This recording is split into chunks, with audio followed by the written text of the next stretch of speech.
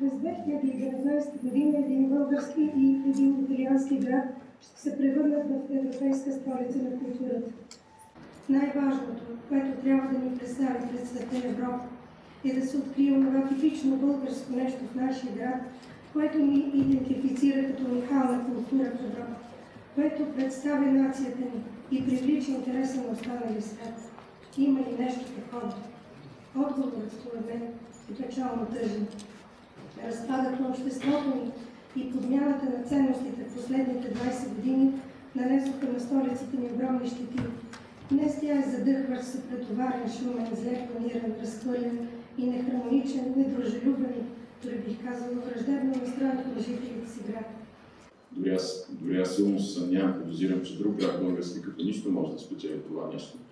Ако София не инвестира изключително много, и то не точно и само в културните си събития, в цялата инфраструктура, в начина, по който изглежда града. Бихме искали да имаме това едно културно събитие, което ни отличава, както е фестивалът в Нови Сад, примерно, или както Букурещ прави опити в тази посока. Това е дългосрочна визия, нещо, което сега залагате и се развива години напред.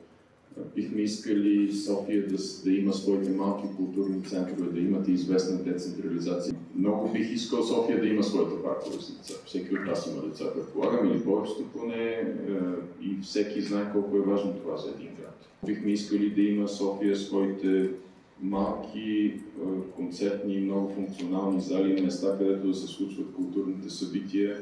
Пак казвам, ако за мен е важна днешната среща, тя е за да демонстрираме, че ние се опитваме не сами да налагаме културата. Аз заедно с 5 човека още да седнем и да напишем една програма. Една програма можете да извадите от интернет, сигурно прекрасна, във всяка една сфера. Буквално за 3 дена ще напишем и по физика някаква програма, без нито един от нас да е физика. Това, което е важно, е тези мерки да са минали през нашите сърца, през разума ни, ние да вярваме в тях, да знаем, че имаме финансовата възможност, включително, да ги изпълним, тъй като в крайна сметка всичко опира до финансови средства и в никакъв случай не бих искал да поемем ангажименти, които след това всичко това ще остане. И някой ден вие всички ще ме питате, ти това обеща до никъде не стигна, другото обеща до никъде не стигна. Аз много добре знам, че ангажиментите, които поемаме, трябва да се изпълняват.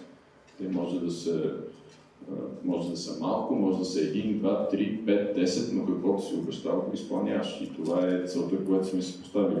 Последните 2 години и дори и повече, бих казал, политиката на България някакси започна да се развива извън политическите партии. До голяма степен гражданското общество вече само определя политиката. Дори бих казал, че гражданското общество малко изпревари политиците като развитие. Влезе в 21 век, политическите партии до голяма степен седят все още в 20 век. И част от тези разговори е именно това. Аз да ви настигна вас. Вие вече сте по-напред от мен като начин на мислене. София има страхотни, как да го преведа, аргументи, за да бъде наистина един европейски град. Предлагам програмата отново да се възкреши традицията на международните писателски срещи в София. Въпросът е как ще намерим структурата, как ще намерим приоритетите, върху които ще се фокусираме. Развиваме бъдещите културни менеджери. Аз лично вярвам, че Георги Кадиев ще спази своите обещания, защото те са разностранни, но той не обещава, че той ще ги изпълни с много пари или нещо такова, или ще получи, той за пари не говори. Значи той говори, че ще може да въздигне духа на столичани, за да може да събере това, което е много необходимо, за да стане.